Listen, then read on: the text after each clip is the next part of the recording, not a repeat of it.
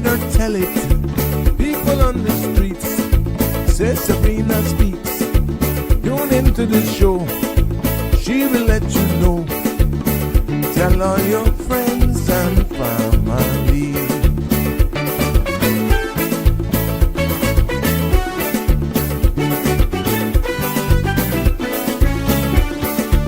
Real talk is no joke.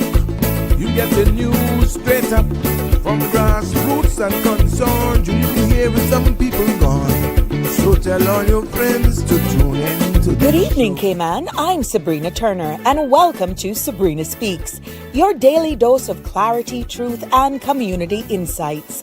Every weekday from 5 to 6:30 p.m., we're tackling the issues that affect you, from national headlines to grassroots concerns. Whether you're in traffic or winding down your day, this is your chance to hear it straight and speak your truth. So buckle up, Cayman. We're not holding back. This is the show. We gotta let you know. Now we got to go.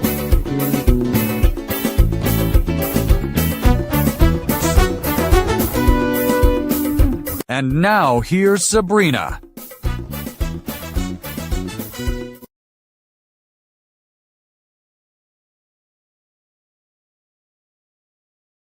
Yes, and hello to our global family. There I am. Couldn't find myself for a second. OMG, it must be Friday.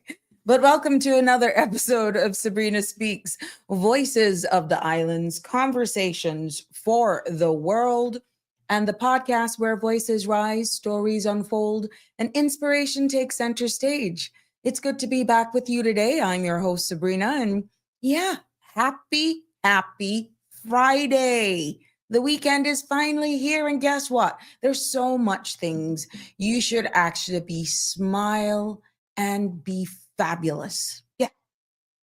Why not? Don't let anybody take your joy. Don't make anybody steal anything from you. It's Happy Friday, and I am encouraging everyone to smile and be fabulous. The weekend is here. And on today's episode, oh my God, what a jam-packed 3 days we have had.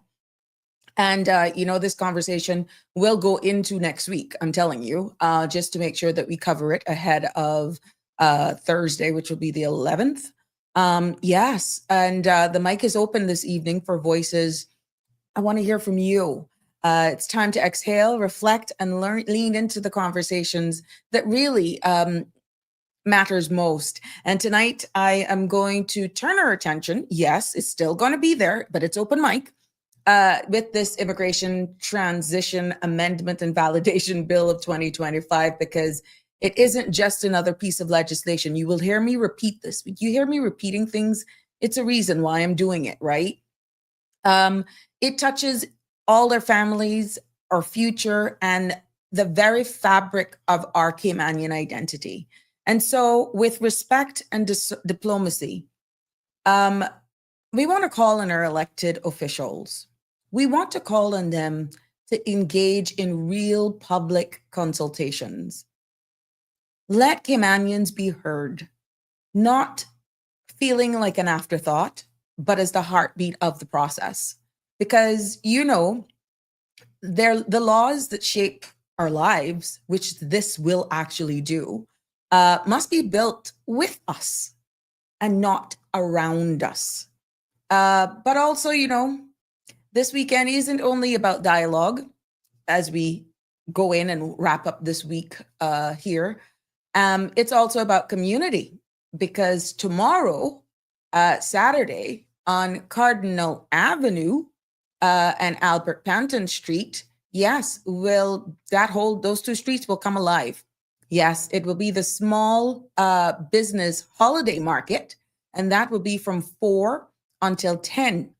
And it's our chance to support our entrepreneurs, discover local treasures, and celebrate with creativity that keeps our economy vibrant. So I'm encouraging all of you to go out and bring your families, bring your friends too, tell them, and let's make it a community affair. So yeah, that's tomorrow. And even on Sunday, that'll be Cayman Thanksgiving. Cayman Thanksgiving is this Sunday, and a day of us giving thanks. Yes, a day of us giving thanks for our blessings and our resilience in our unity as people. So whether it is your decision to gather around a table under some almond tree, licking some dominoes or some ludi, whatever it is, and you may even want to attend a church service or simply reflect quietly. Let's carry gratitude into the weekend as well. But the content you're about to hear, including any discussions or opinions from myself, guests, and or participants, is intended solely for general informational and entertainment purposes. It's not a substitute for professional legal, medical, or financial advice. I encourage you to consult with a qualified professional for specific concerns. Bridge Media Limited and all its affiliates disclaims all liability for any decisions or actions taken in reliance on the information presented. And don't forget to follow Sabrina Turner, community activist on Facebook. And you can also find me on YouTube. That's at Sabrina Speaks, the number 12. You just search for me there and subscribe so you don't miss an episode. And again, thank you for all of those persons who've just started following. You're definitely not going to be left out of the loop. I appreciate it. Please note, I'm asking you to do this so you don't miss me in case there are days that we go in overtime and I got to cut the feed on all of, let's say, the CMR feeds and the CMRTV.com. Because this evening, this is the lineup show, and there's going to be another show at 7 o'clock called Authentic. And 8 o'clock, it's Throwing It Down with Chef Brown. And there's also going to be Real Talk tonight at 10, Love and Lies. So you understand when I say I gotta go, but if there's ever a chance or an opportunity that the conversation is that sweet, I will continue to engage with you here, but it will only be on the Sabrina Turner community activist page and the Sabrina Speaks YouTube channel page. So that's the only how. So to avoid you having to scramble around, missing out on the conversation, you go ahead and subscribe and follow right now and share that with your friends in the event that that ever happens. But I got to do a hard stop at 7 o'clock to give way for Authentic. Yeah, so that is the lineup for CMRTV.com for tonight. So yeah, at the end of the day, that is what it's going to be like. So 345-936-8255 is the number to call or WhatsApp me on should you want to participate in the discussions as we go on here. Now, we know lots of parties. Christmas parties are started already. Yeah, Christmas parties have already started. Good for you guys. But for the weekend, if you're actually out there and trying to do those, I wouldn't say last minute house preparations, or maybe you are actually doing the finishing touches. Me. Yeah, doing the finishing touches. Let's see what the weather's going to look like if you got to go out tomorrow to get that last piece of curtain or that bed and bag or that nice comforter set or those Christmas mats. This is what the weather's going to look like for tonight. The synopsis is calling for some isolated showers that will remain likely through the early weekend as a surface trough drifts across the Western Caribbean. Today, with residual moisture lingering through Saturday afternoon.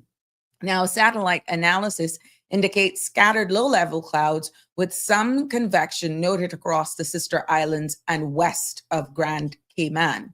Tonight's forecast calls for partly cloudy skies with a 30% chance of showers. Temperatures will fall to the mid-70s. Winds will be easterly at 5 to 10 knots. Seas will be slight to moderate with wave heights of 2 to 4 feet. Tomorrow's forecast calls for partly cloudy skies with cloudy spells and a 40% chance of showers through the late afternoon. Hope that don't mess up tomorrow's evening plans. Temperatures will rise to the upper 80s with a heat index of near 97. Winds will be east to southeast 5 to 10 knots. Seas will be slight with wave heights of 1 to 3 feet. Now, there was a low tide at 4:22 this evening, and a high tide will be at 9:28 tonight. Tomorrow calls for a low tide at 4:03 a.m. and a high tide at 11:03. The sun will set at 5:45 this evening, and sunrise tomorrow morning is at 6:47. Tomorrow, the sunset will be at 5:45. The outlook is for a decrease in cloudiness and a chance of showers from Saturday evening as the trough continues to drift into the Bay of Honduras. A gradual decrease in winds and seas is also expected as the winds begin to veer east-southeast through the weekend as a ridge of high pressure builds across the central Atlantic. So there you go. You'll know whether or not you need to take your umbrellas or whether or not you just bask in the moment for whatever plans you have. You can't say you didn't hear it here. Right. That's how we do it. But yeah, it wouldn't be nice for me to end the week. February was a busy month. Happy birthday, Miss Joy Basdeo. Celebrating her birthday today. And we celebrate with her as we do here on Sabrina Speaks. And wishing you many, many more, Ms. Basdeo. I hope you're having a wonderful birthday and gonna just carry that through the weekend. Wishing you all the best and many, many more to come. There we go. Another lady. Yes, Miss Eleanor Wood. Everyone may know her as Ellie. Yeah. Ellie's also celebrating her birthday today, and we're going to big her up. That family. I can make you know that now. She family. That is my Nicaraguan side of the family. Yeah, Bluefield side of the family. So, Ellie, we are celebrating with you today, all the Sharon and Gladstone and Karen and Pedro, everybody. Now, everybody, happy birthday to you. Many, many more. Alex, everybody, love of your life. Happy birthday and wishing you many, many more to come. Hope you have a blast this weekend and that you had a wonderful day. So, yeah, let's see who's here. Anna Maria. Hello, how are you? Damian Henry, happy Friday to you as well. And cheers to the weekend. And you notice I haven't been chairing at the beginning of these Friday shows because the topics at my Christ have been so it's been serious. So I've been behaving myself and really I've been going out as well some Friday nights afterwards. So it's not that I've actually pulled away. I just your girl behaving. Yeah, because people like Miss Rose will just put me in line. Yeah. Gary, how are you? Exactly, Sabrina. Put us first. Oh, yeah, we got to. We got to. Happy Friday to you, Connie Bonnie. How you doing, my love? Chelsea, and it is a pleasure to have you all here. But like I said, 936-8255 is the number to call to join in the conversation. We are making clarion call to our leaders to have real public consultation. And as I said, we'll go into this later into the show. But at the end of the day, this is an open mic segment for you guys today. I have been loading you up with a lot of information, some sobering information shared with you yesterday as well. However, I want to, for all of you just joining us, welcome. For you just tuning in, it's Wind Down Friday, and it's an open mic segment as well. Hey, Marshall, how you doing, my love? Yeah, it's open mic segment tonight as well. And I want to remind us for those of you to talk a little bit of something about small businesses since we're going into that part of the weekend as well. But at any time, call in, feel free, and I will definitely engage with you. But the mic is yours this evening to give us your viewpoint. I have been giving you a lot of information, what I've been reading, what I've been interpreting. Now, I'm not speaking on behalf of the government. I'm not speaking on behalf or for the minister, neither the government nor the opposition. It's just sharing with you for context, which is what I'm hearing about. And I'll go into that when we get into that segment. That you have more questions than answers right now based on what we've been sharing. But again, I can understand where there was somewhat of a void before, that there haven't really been a forum of anything of this nature where anybody really sat down and went through it line by line like this before. And I thank you for all of your feedback, be it live or post show after the fact. But it does make a world of a difference when you actually chime in and you be a part of the live discussion so that we all can learn together. But When you think of, I want to encourage everyone, for those persons, as gentle reminder, this Saturday out on Cardinal Avenue, and the importance of small business and why attending these events for small businesses especially really matter. From 4 o'clock until 10 o'clock tomorrow, there will be the small business market out in town. And, at the end of the day, we need to support local entrepreneurs, and more so small businesses, because they have their own set of challenges. Bearing in mind, every purchase that you make from a small entrepreneur is a vote in their confidence, and also in Caymanian creativity. It builds their confidence when you support small business.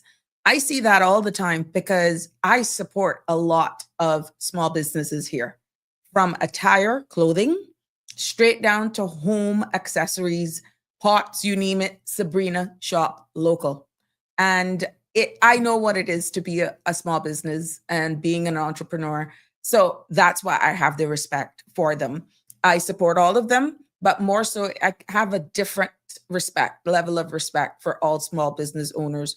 But this is why it is important for us to support local entrepreneurs, because it really is a serious vote in their confidence and Caymanian creativity. And also the uniqueness by supporting local entrepreneurs that you find from gift ideas, as it is the holiday season now. And you can forget mass production imports when it comes to small business and supporting our artisans. You get one of a kind in many cases. And many a times these are handmade crafts. And talking about food, oh yeah, local delicacies. You can't order that on Amazon. And again, there are one of a kind treasures. I want to thank Dean Gillette. I have a little Christmas token from him. Oh, that's so sweet of him. An ornament to put on either somewhere to display it, and I will share it here with you. I'll get that from him either over the weekend or by Monday. So I'll definitely share that with you again. And that's why I am so it touches me when it comes to small business support and supporting small businesses. And you know what it also do? It actually, markets like this and events like this for small business, it strengthens our community bonds, because I'm hoping that the crowds that this will draw tomorrow, again, will leave a mark to show who we really are and bring out people to see and support and just motivate and encourage all of those persons who are participating. And when you look at this type of event, they're just, you call it a Christmas market, holiday market, whatever you want to call it. There's also going to be a competition. We'll have carolers. We'll have persons singing out there. There'll be live entertainment as well. Situations and events like this are more than just commerce side of things, They are networking and social hubs. That is the time and the place where we really boast and walk with Caymanian pride. And it brings neighbors together. And who to tell, it sparks conversation, and it also aids with reminding us that we're stronger when we come together. And you will, again, keep hearing me say that. And the economic empowerment that these things actually do. Yes, don't think because they're small. They are powerful.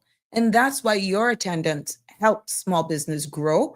And again, building confidence, which turns into strengths into our economy. And who to tell? You may buy a handmade ornament and you'll see that and you'll remember the experience. You'll remember more than likely all of the people that you met when you were actually doing that purchase. So it is amazing what can come out from these events. But I really hope that you all go down there tomorrow and that you'll hail me up if you see me. And I was out today, but nobody didn't. I didn't get. I ended up back at Kirk's again. Oh God, I ended up back at Kirk's. Kirk's Home Center. Oh yeah. But small businesses in any economy, guys, plays a huge role. You know how much jobs small businesses actually create? They are, in most cases, are the largest employers in small economies. I bet you didn't know that.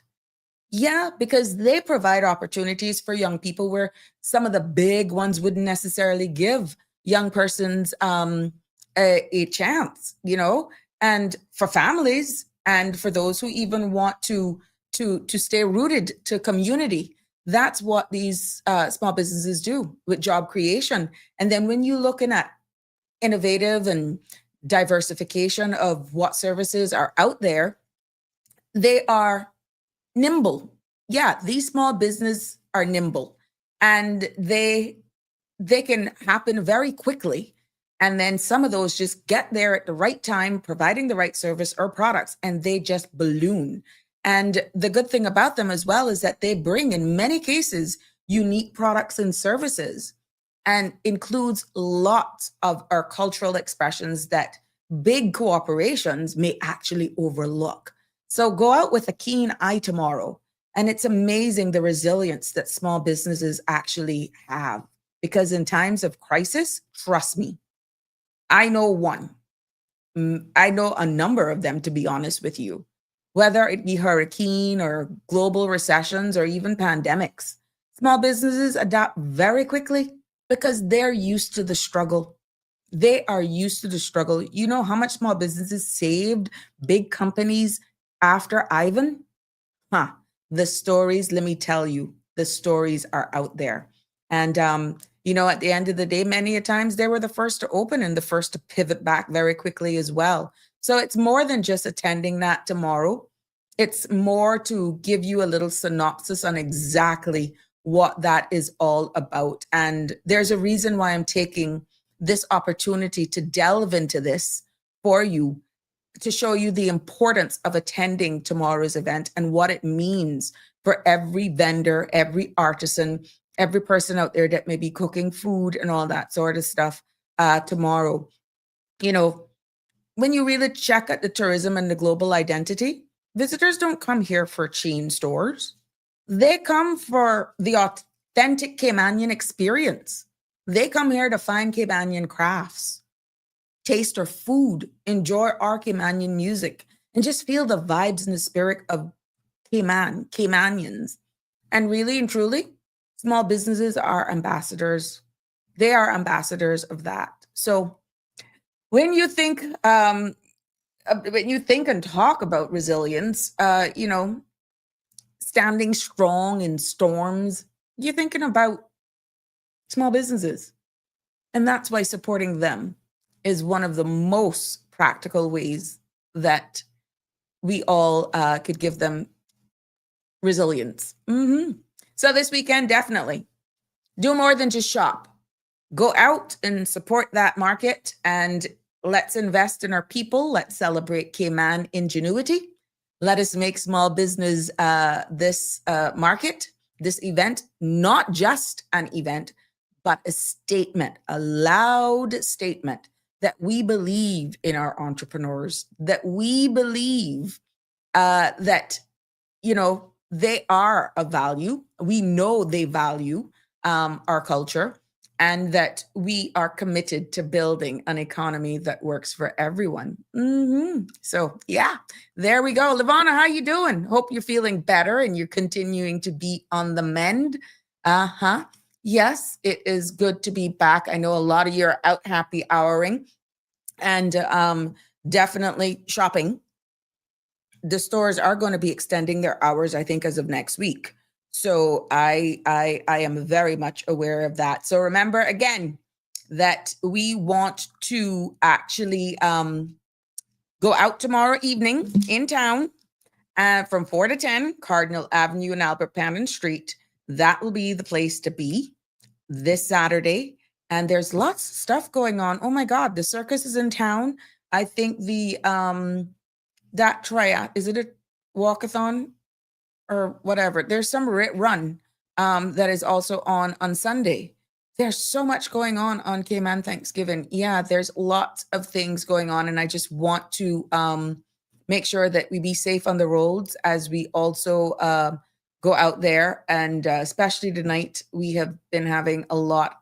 Kudos, congratulations to the RCIPS and all of the government agencies that are putting together that campaign for road safety. And I'm going to be speaking to how some of those videos were actually made coming up, hopefully next week. so that we can get, we'll be speaking to them as well. But it's sobering. They're real people on the other ends of those calls, and it's real stories. And I can see the reason behind the messages that are being sent from each person that has created the video, because they got to hold it together. And more so, they're not taking calls in a different country. These reflections, this reminiscent of them reminiscing about doing their jobs and what's impacting them, are happening right here. And they just got to do what they got to do. So kudos to everyone that made that campaign. And I'm hoping that you're seeing the videos. I have some of them here, but I will showcase some of them next week because I wanted today to be about you guys. I wanted you guys to be a part of the conversation. Like I said, we have a hard stop at 7 o'clock tonight. And because of making way for authentic. And I'm just trying to get disciplined as well. No. So at the end of the day, that was a question that I got. The answer is no, not enough. But yeah, I'm hoping that, at the end of the day, you will appreciate what we're doing here as the questions come through. And again, before we go into that whole section, but if you call, we will stop. If you called, if you participate, if you reflect on what I said yesterday, we will stop and we will just delve right into it. Again, this Sunday, we pause for something uniquely ours.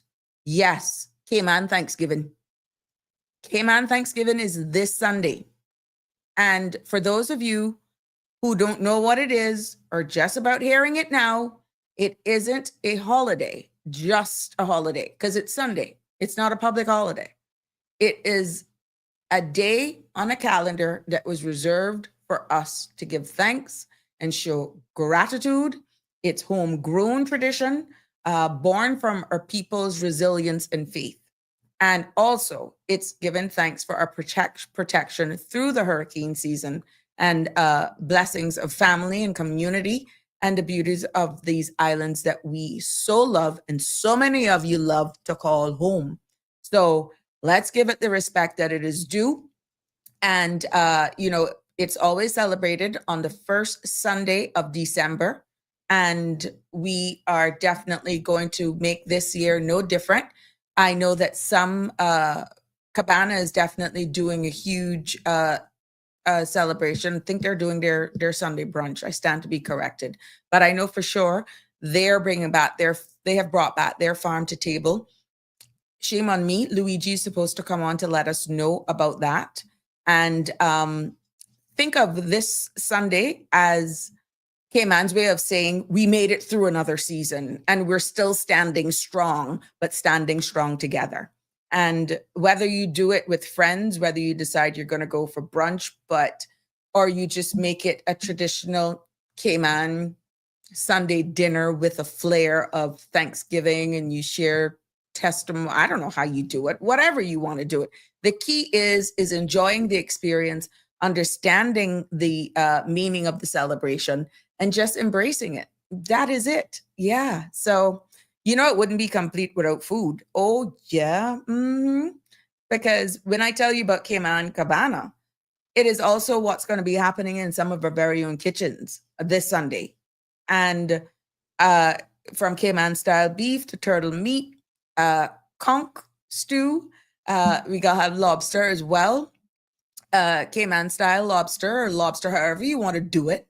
And even for those persons who are maybe not meat eaters, but they may be vegetarians. Well, I can tell you what, you can actually go to Cayman Cabana and they actually have pumpkin stew. They have plantain dishes and, they ain't short of cassava cake. Now, I think I got it from him that he has the vendors. He's willing to deal with our local vendors. Big up to Rhonda. Big up to Miss Aldine. Oh, my God. Yeah, Aldine. Yeah, her. Yes. Between that cassava and cornmeal custard top. Yes, it's that time of the year again. But yeah, All of these dishes as well can also be gotten at Cayman Cabana. That's one thing with him. He definitely makes sure that he covers it for everyone, so you can just enjoy the ambiance and everything.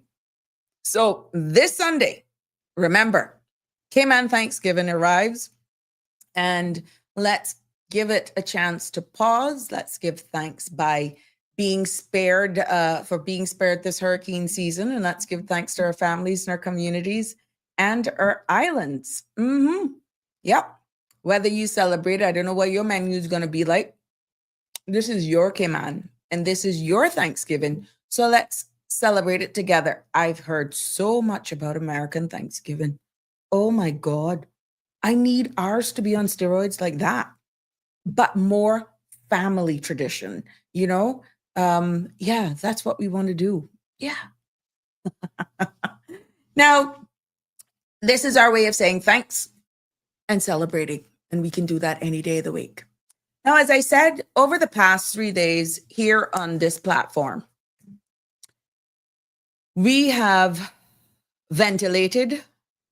I have tried my best on the discussion of the proposed Immigration Transition Amendment and Validation Bill of 2025. And what has become increasingly clear in that is that the public, privately, third, fourth party, that the public right now feels somewhat that they're left in the dark. That's what's coming back. The Honorable Minister referenced that there were 15 amendments, yet to date, I'm not aware that anything has been stated publicly of what those amendments are. Nor have the regulations been made available. Without this information, Caymanians cannot fully understand the scope, the impact, or the intent of this bill. Let me make myself clear. This is not about politics. It's about process, transparency, and trust.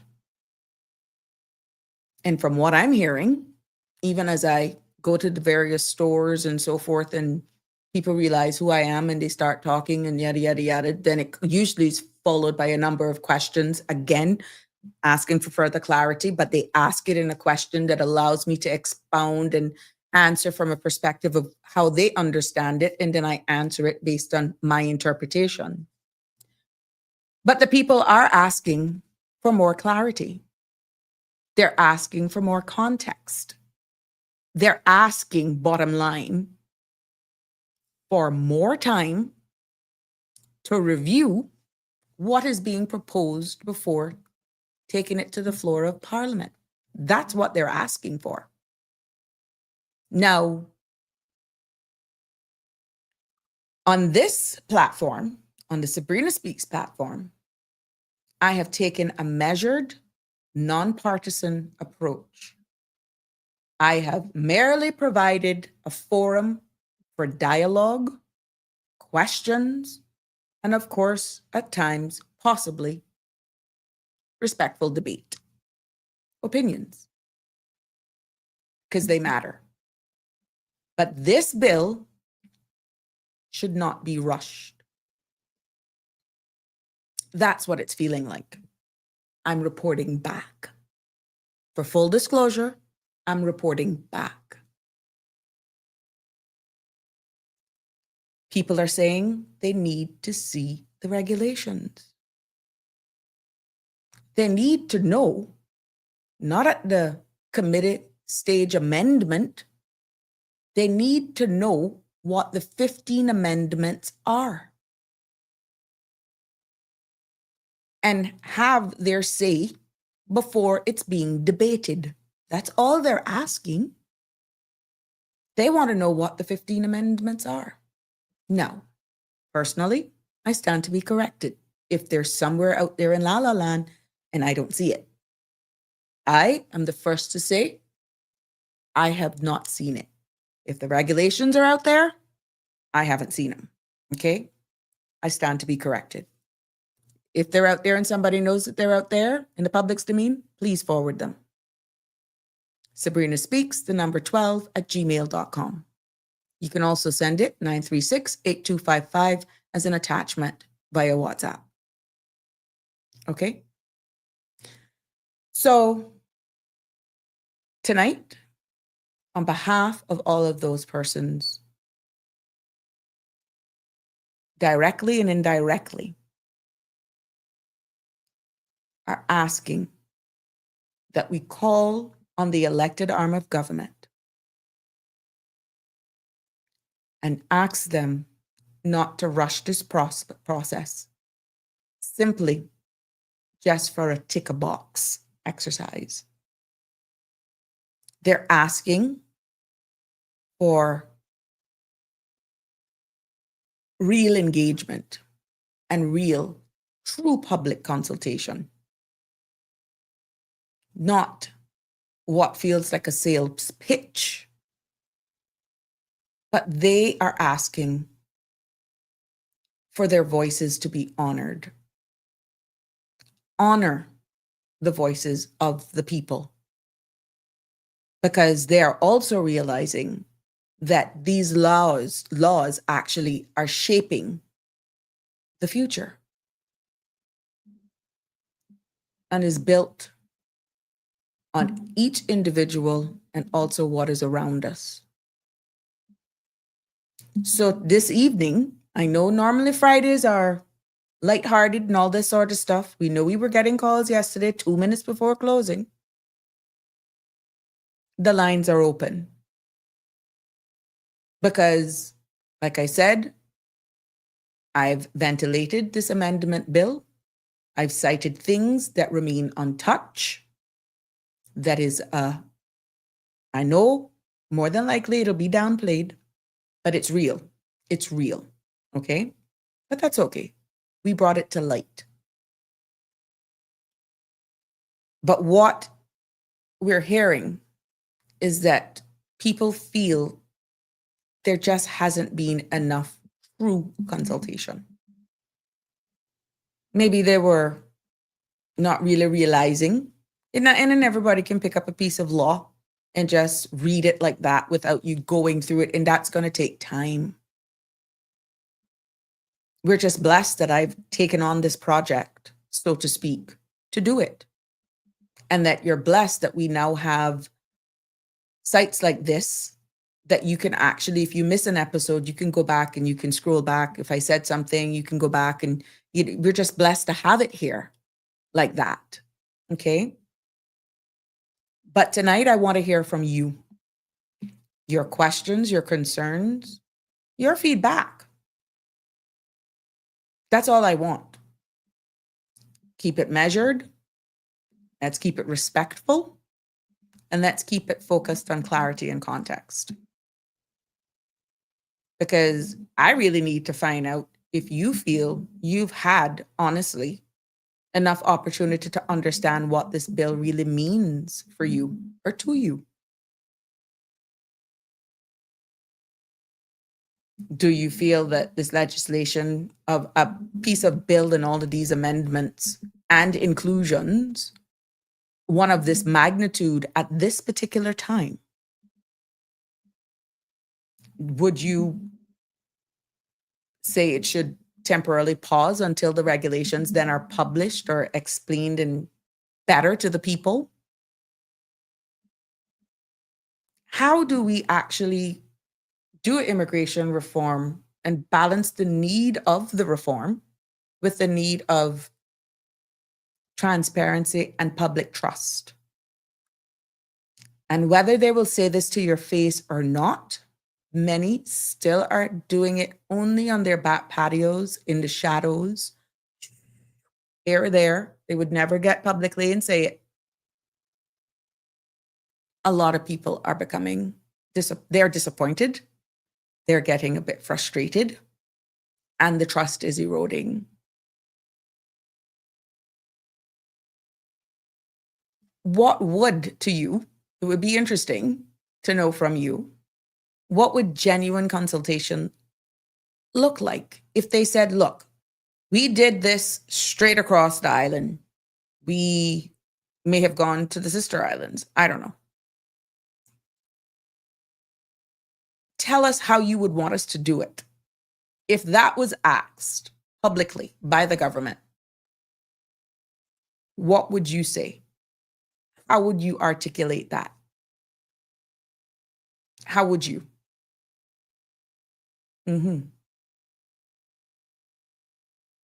Would it be more town halls again? Obviously, that didn't work. Or if it worked, how would you want it to be structured? Would you want to see the actual written drafts? Would you like to be seeing an interactive smart board or something like that? Or other community forums? I don't know. Because the more you keep deathly quiet is the more, I can tell you this much, it's going to continue. It's going to proceed. And you don't have one soul to blame. You don't have one soul to blame but yourself. 936-8255. You can WhatsApp, you can call direct. 936-8255. So, okay, there we go. Good. We got one. So one second. Good evening, caller. Welcome to, you called 2 minutes last night before I was ending. Well, and I have to apologize for that because every call is valuable. You see, I put the call in and then I looked at the time. It was 2 minutes to go, and I wasn't sure. I wanted to put you under the pressure of sort of like having to explain that you have to go. So I said, no, it's all right. But it was so kind of you to acknowledge that I tried to call. Now, Sabrina, these matters that you're discussing are important. But first of all, let me just deal with the one that I meant to say yesterday because I was trying really to help somebody out. The caller that is calling on with 5050 at the end, because this is a WhatsApp call, I will call you back. Okay? Just bear with me. With the last two numbers, 50, I'll call you back. Go ahead, Mr. Balika.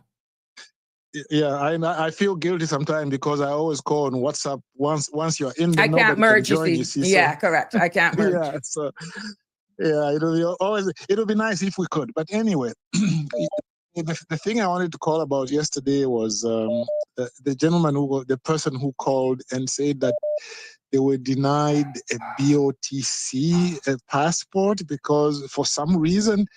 What was that about? Like I mean, if you get your 8 years permanent residency and you get the certificate at the end of 8 years, of course, when you reach the 9th year, then you can apply for your BOTC passport.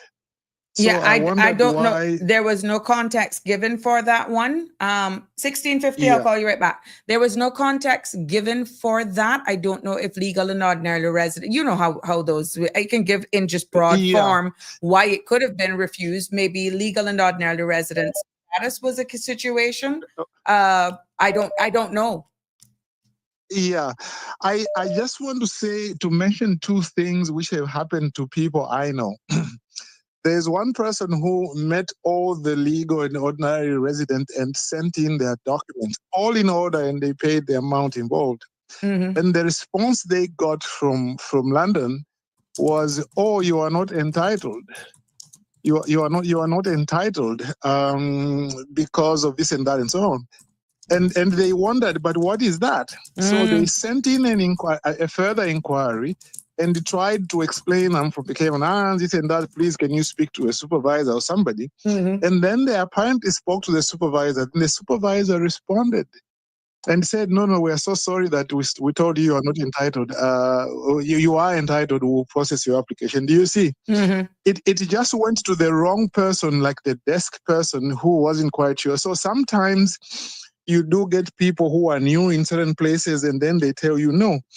Now, the other thing in that same area was somebody, again, I know, who traveled to London. and they traveled on their BOTC passport. Mm-hmm. And when they got the customs or the immigration person said, "Oh, what kind of passport is this?" And they're saying, no, I don't think this is right, Mm-hmm. So that person then went to speak again to a supervisor. A supervisor came back. He said, no. BOTC passport is all right. They don't need a visa or anything.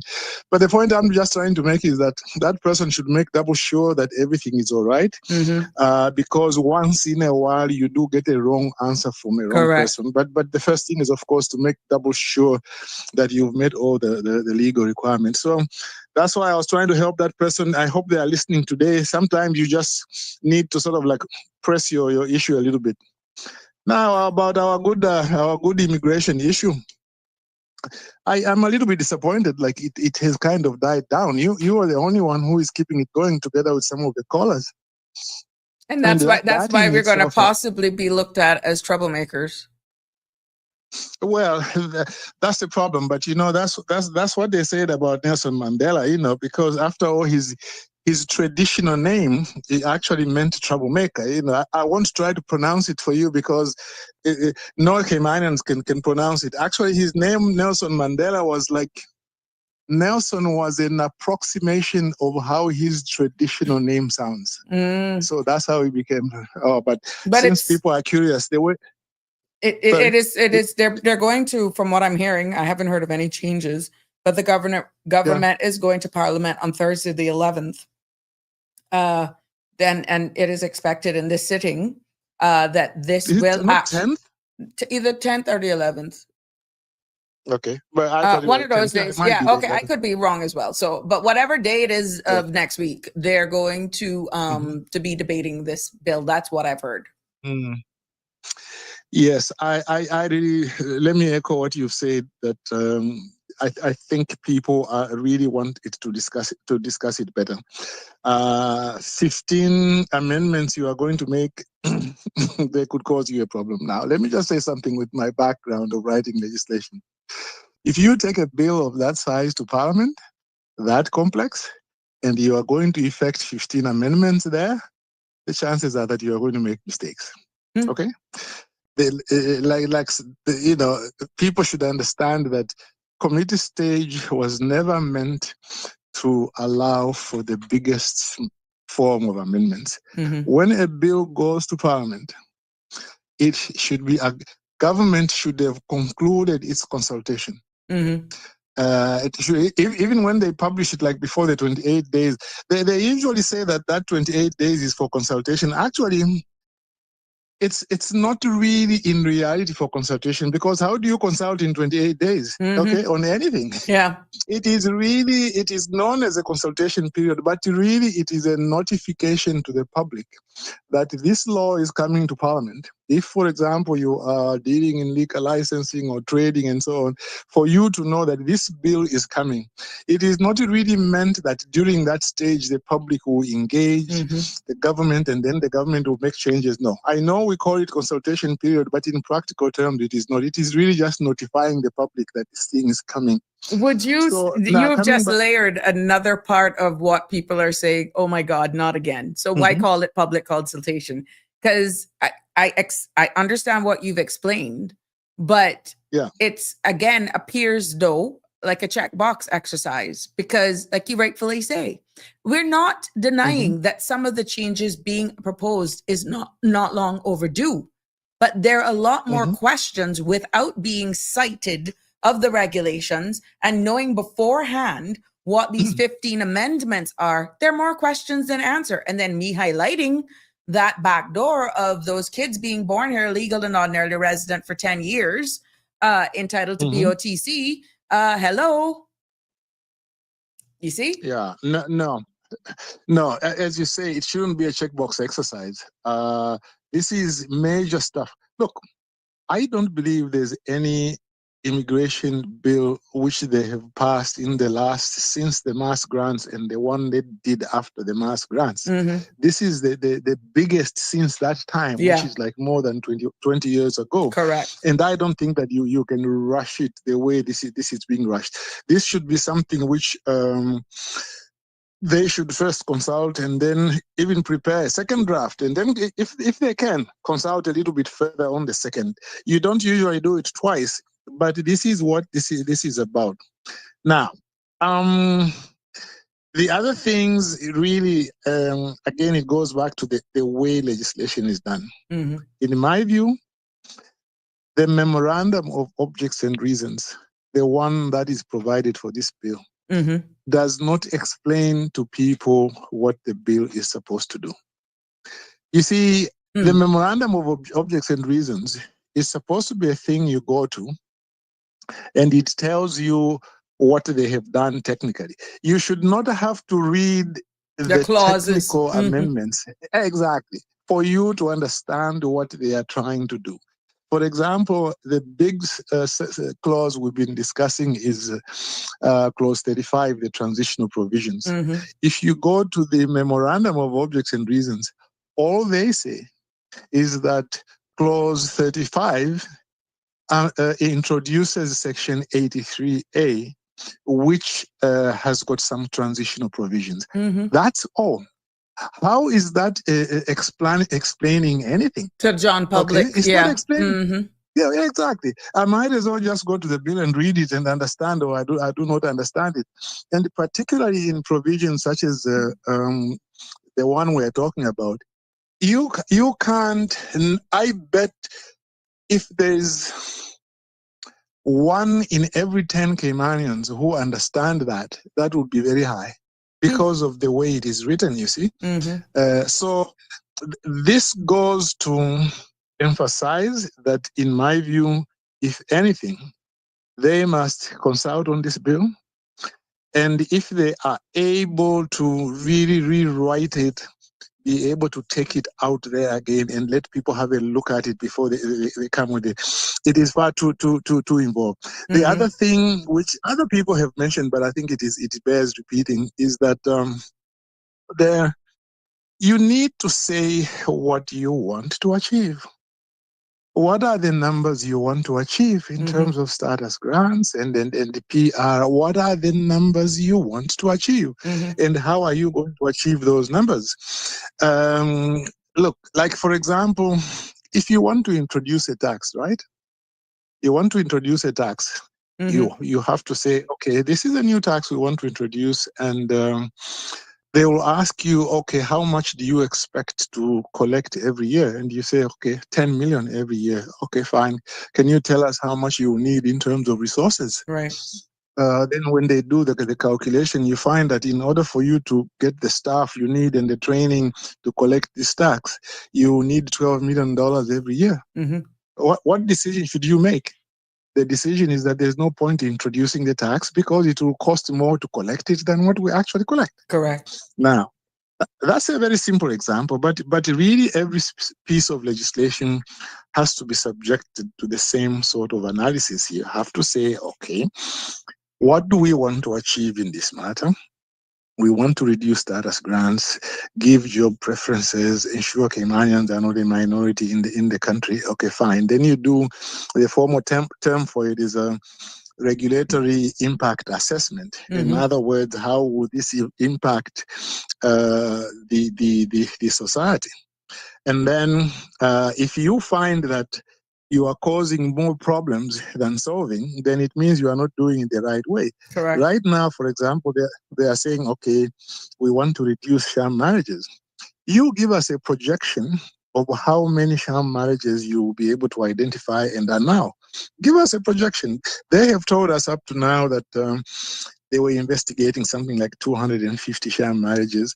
They need to give us some idea of, in the last 5 years, how many they have investigated, how many have successfully been denied their rights because they were sham marriages, and therefore be able to give us a projection that under the new system we might be able to achieve maybe 50 or 60 more per 100 or whatever. Right.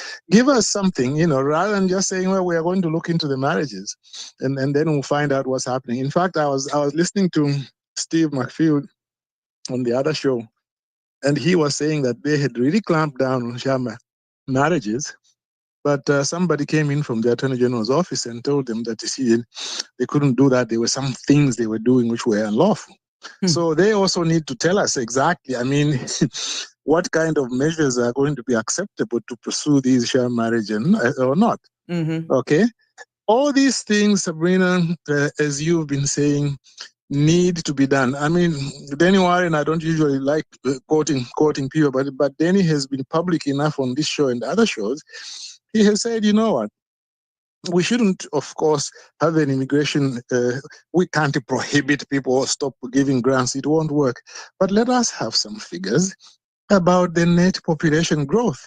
Okay, how can we continue giving status at about 1,500 per year if the net population growth is somewhere around 800 local, and then maybe actual Caymanians is somewhere around 400? I mean, you are giving away the country in a very spectacular fashion, and to me, they haven't done that. And you see, it's to me, they have to say not just what they have decided to do, but also explain why they have not done certain things which people have called for. Exactly. That Like is true public consultation, and not because what is being described is like it's more of a sales pitch. But what has been the dialogue and the type of dialogue that we've been having here, understanding this is 2 hours.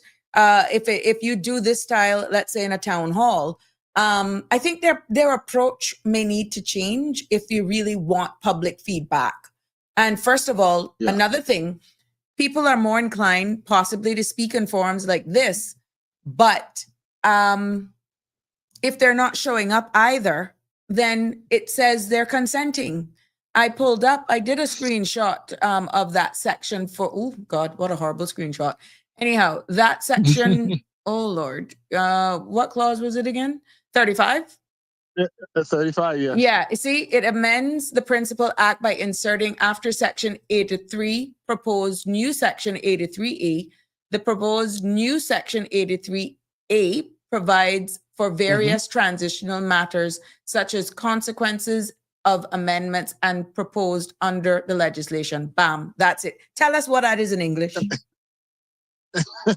You see, in other words, you know what we are saying, we have said it there, so you go and check it there. But then you are not, in what sense? Okay, that memorandum of objects and reasons, which in some places it's called an explanatory note, is supposed to more or less tell you the additional story to those provisions, and it's not doing that. Now, let me mention a thing which I probably have not mentioned before.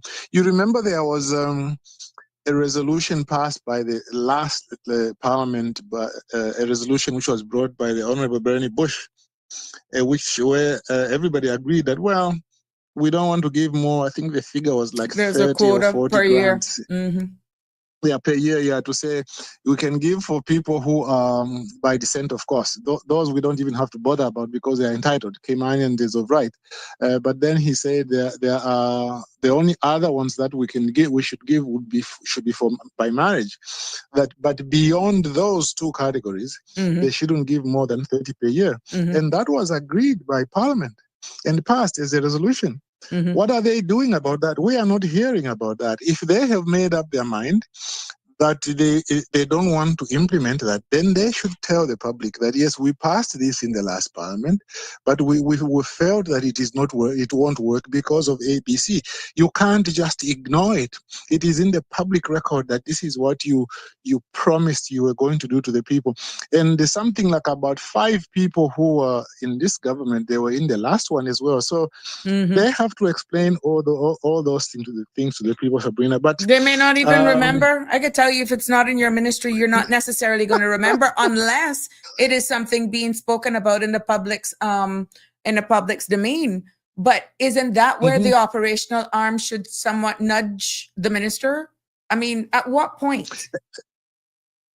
Yeah, because that's why they say that government has got perpetual succession, because you've got civil servants who are always there. You should be able to say, "Oh, Minister, this might cause you a problem because you haven't said anything about this. You made this undertaking in the last parliament, and they should do that." But the thing about we're creatures of instructions. That is used being Yeah. that is usually used. Break that down in layman's terms, please. Creatures of instruction? Yes, like when like Well, if the legal drafters tell you that as a minister, tell us yeah, what you want. yeah. Maybe they may understand that based on how they're articulating, how they're speaking about, let's say this same clause that I had put here on the screen, and you're asking a question because something doesn't feel right. Well, tell us what you want. Tell us what you want. Remember, now we're gonna do it, but we have to be Yeah, instructed by cabinet. We're creatures of by cabinet. instructions. Exactly. So tell us Exactly. what that Because means when you know we could be going down a wrong road. yeah, you see, the people who write legislation, they don't create policy. Uh, they receive the policy instructions. Sometimes the policy instructions can be very broad, very Uh-huh. vague, complex. But the people who are writing the legislation have to now take that and discuss it with the other side. You as a drafter, you you engage government in the way in which legislation is being formulated. For example, you will say, okay, Minister, you have said that you want to increase the penalties for such and such an offense to 10 years. Okay, it's for you to decide what number of years. But do you know there's a similar offense under another law where a similar offense carries only 2 years? Do you think that it will be consistent within the law to do that? And the minister might not be aware. And so the minister will say, okay, fine, let's make a compromise, make 5 years, or maybe amend the other one as well. In other words, as a drafter, you are stress testing the instructions, just like your bill, once it is drafted, it will be stress tested. You, as a drafter, you can share policy. There are some pieces of legislation I have written, to tell you the very truth, where a lot of the ideas were mine. But the reason they were mine was because I was given broad instructions. And then I tried, once I had appreciated what government was trying to achieve as an end, then I now worked with them from my experience of the law, the legislative process, and how other legislation has been drafted, how other legislation is fared when they've gone to parliament. And after I consult with them, then they make the final decision to say, okay, we accept what you are giving us here. We don't accept this as a matter of policy. And then I go ahead and write it. So the policy advisors then are the ones who do the research, make the recommendations, send it on to legal stress test it. But many of persons sitting in those elected seats would automatically think that the legal drafters, the legal team, are trying to undo it. They're not realizing it is a stress test exercise. And then it becomes this tug of war between the minister, the legal drafters, and then it gets heated. Thank you for breaking that down. Somebody needed to hear that. Yes, because you see, that's why the policy advisors, we always try to ensure that they are trained on how to work with the legislative council. They have to be trained. In fact, our government did a very good thing a few years ago. There's a gentleman called Robert Lewis. Yes, he's retired. He's retired now. He's retired now. He's retired. Well, last time. He's retired. Yeah, he's a specialist in policy, and he conducted these courses in government for quite a while, to try and help policy people how to work generally in the policy area, but also how to work with drafters. Now, I have worked with policy people a long time, but I'm not a policy person per se. Like, I don't have training in that. So what happened was we got the notice in our portfolio in legal, I said, look, can I go and sit down in this workshop for 3 hours and see how policy people really think? And me and another Caymanian colleague of mine, we went over there. And he sat there, and it was very, very interesting to find out exactly how policy people think. Actually, policy people think, they usually start, when they start thinking of an idea, they think about what the Constitution says about that particular point, which is what as lawyers we do as well. Right. Okay. And then what do the ordinary laws say? And then they get into, okay, what do we want to achieve? How do we achieve it? And then he also said that policy people need certain related training so that they can work well. They need, for example, to learn something about strategic planning.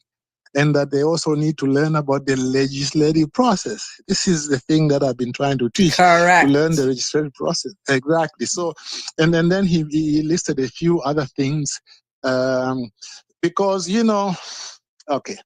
When, like in England, you're doing a piece of legislation, Sabrina, they put together a bill team, and they insist that as soon as they put together the team, everybody there who has not been trained on how to work on legislation is put through a crash program by Parliamentary Council Office. They choose a person who will deal with the press. They choose the people who will deal with the legal research and the policy research. Mm-hmm. They have a strategic planner who will prognosticate, like, these are the milestones we will meet. Right. By such a date, we should put the instructions to legal. By such a date, legal will come back to us and tell us what else they need. Once they need those further instructions, in the certain number of days, again, we'll go back there. They actually put in all the milestones up to the time it goes to the Legislative Council and to the time it comes into force. All those things must be done. I don't know if they did those with these. In Cayman, we do it much more simply, and maybe we don't have to do everything. But the reason I say that is that there has to be an understanding that in legislation, such as the immigration legislation, you can't do it this way. It has to be done very, very, very closely. But let me let you go there. Yes, I'm going to keep call the other listening caller. in. Thank you. Appreciate it as always. Yes, please. All right. Take care. Thank Have a you good very much. weekend. Bye. All right. Bye-bye. You too. There we go. So if you didn't understand the power of, or the role of being a policy advisor, I hope that shares it. And for some of my colleagues who are in that position, the legal drafters are not getting at you. They're stress testing what you're asking. That very profound. That is some serious information that was shared there. Thank you for that, Mr. Balika. Good evening, caller. You are live on Sabrina Speaks. How's life over there? Life over here is a struggle and boring and backward. That's it. Mm-hmm. That's what we got for 30-something years of representation. There we go. Anyways, what's on your mind? What's on my mind? To a certain degree, I agree that more public consultation should be had on the changes to the Transition Act. But you know what?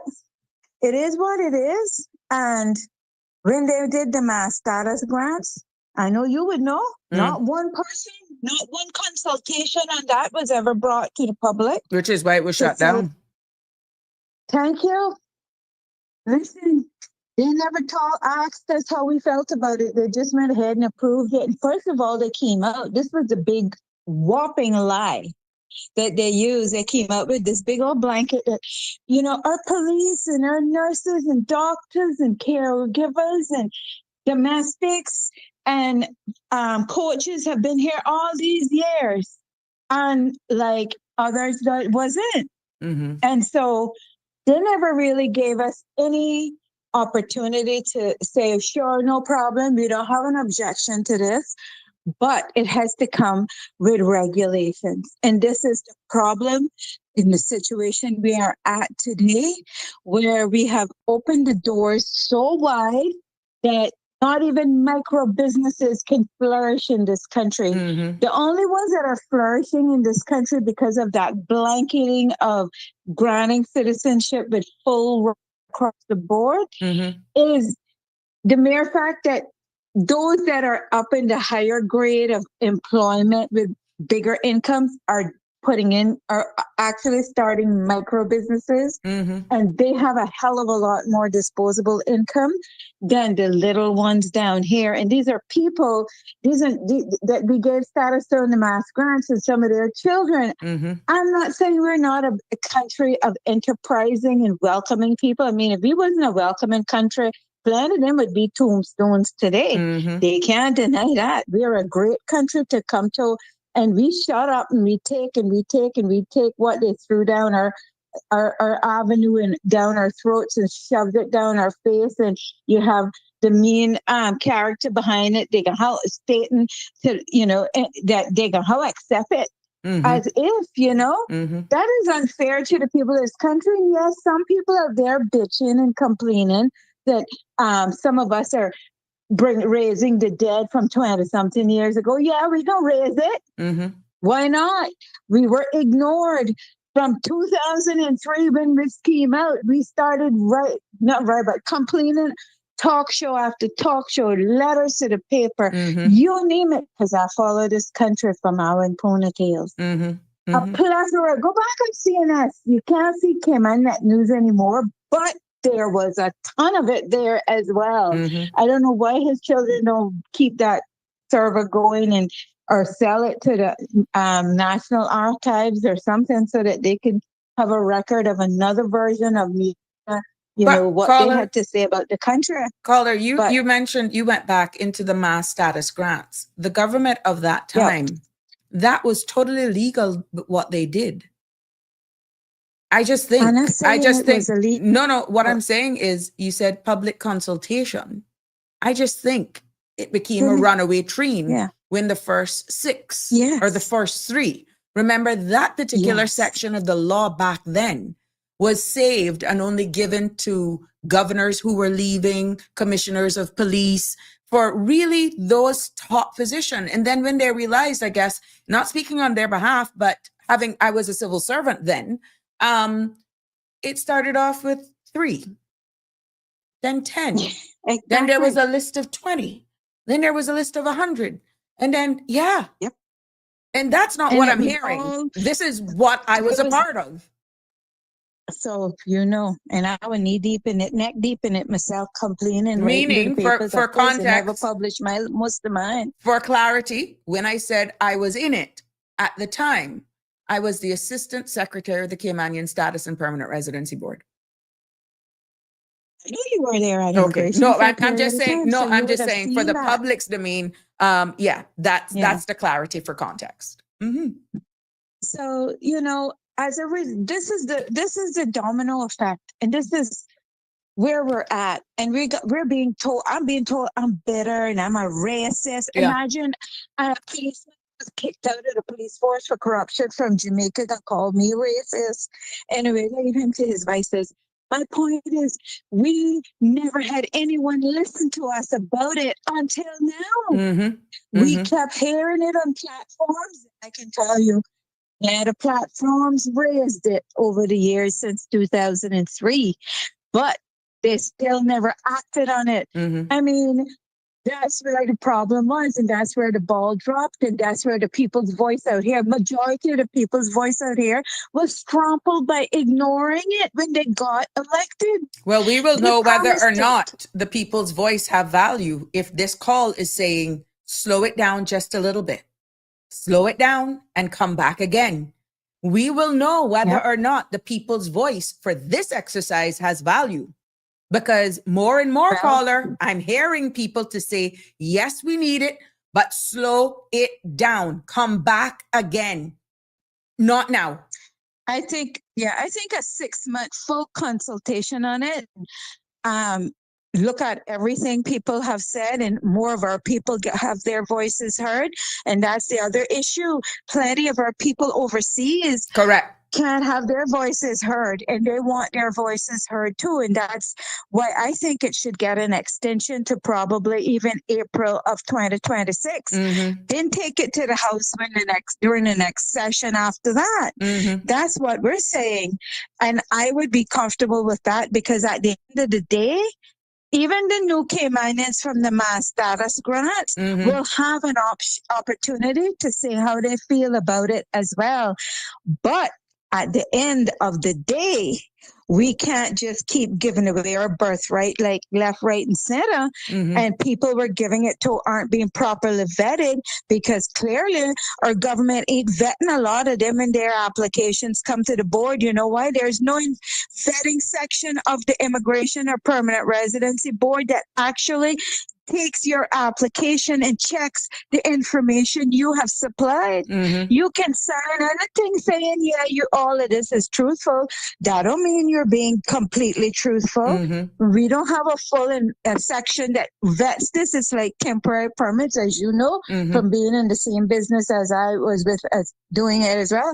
You can walk into any WRC office and file a temporary permit with a lease record from a foreign country and pay the express fee and get that permit approved in 48 business business days hours. So within the Monday to Friday type of thing. So we're not vetting people. So we're opening our doors wide open and letting anybody in. If we don't do proper background checks, we are actually putting this country in the most precarious position, and it has already started.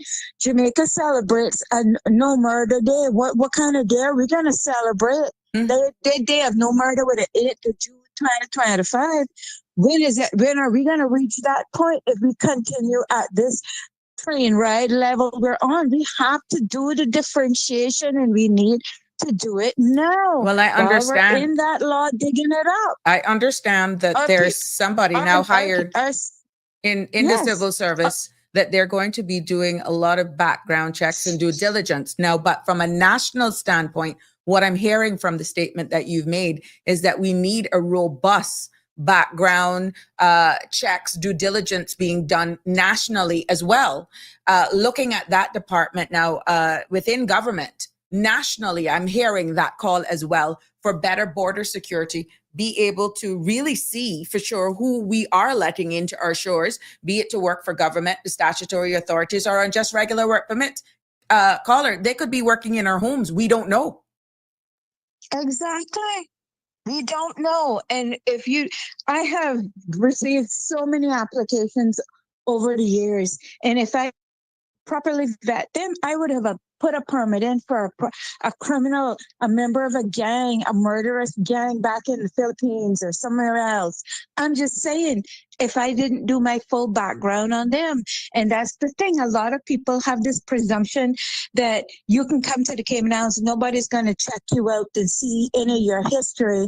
They'll bypass that. We can get that bypassed, and it all has to do with kickback money. And we need to also put major enforcements in for that as well, because people are taking kickback money to turn a blind eye to stuff that is needed in our government that they're going about approving. They're turning a blind eye to stuff, and you can't tell me it's not happening, because people that work in these same departments are exposing it and saying it's occurring, and nobody is dealing with it. And this is where people out here in the community is watching from the sidelines. But that's not enough anymore. That's not enough anymore. They can't just watch. Exactly.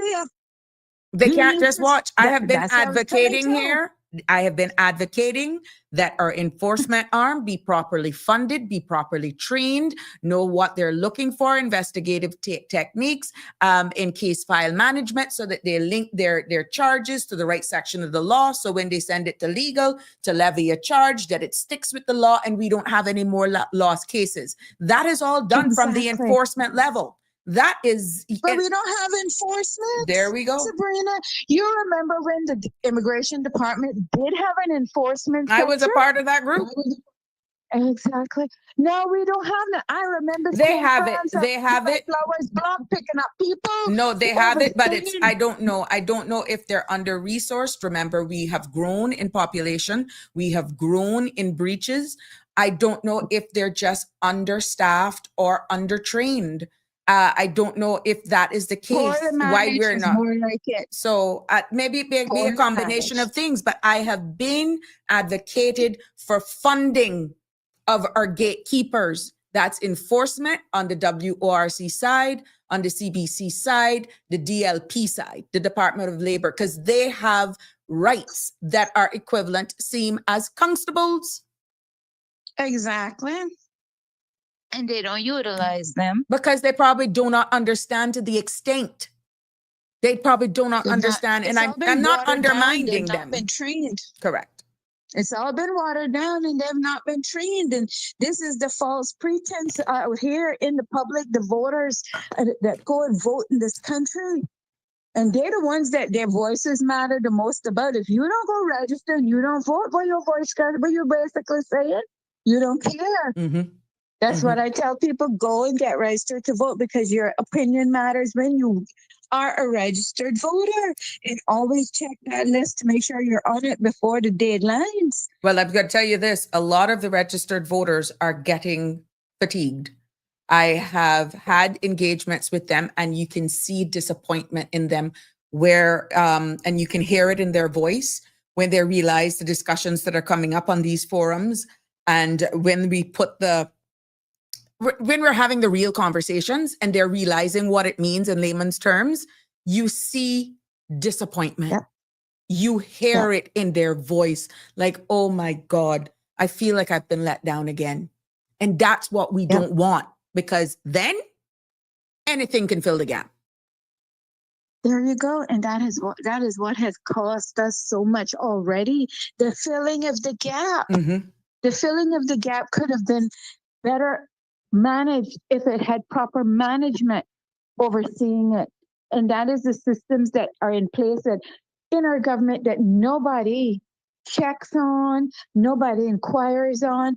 I am telling you, I got an email the other day from the DCI with a trade and business license that has absolutely nothing to do with me. Okay? They didn't even look at the other ones that were really mine. They sent me to ensure that the name that was correct. But they're gonna send me someone that's similar to mine, that it has an address in Grand, and my permanent address is Cayman Brack. That tells me we have people working the system, because I was bitching Sabrina and complaining about my trade and business licenses over a year. I paid from them, now expired again. I haven't received the renewal for that one. And finally, somebody sends this woman to call me up and tell me, oh, there was a glitch in the system, and that's why your real estate license didn't get sent to you. So I see there's an issue there, because she clearly didn't check her work before she sent it out by sending me somebody else's trade and business license.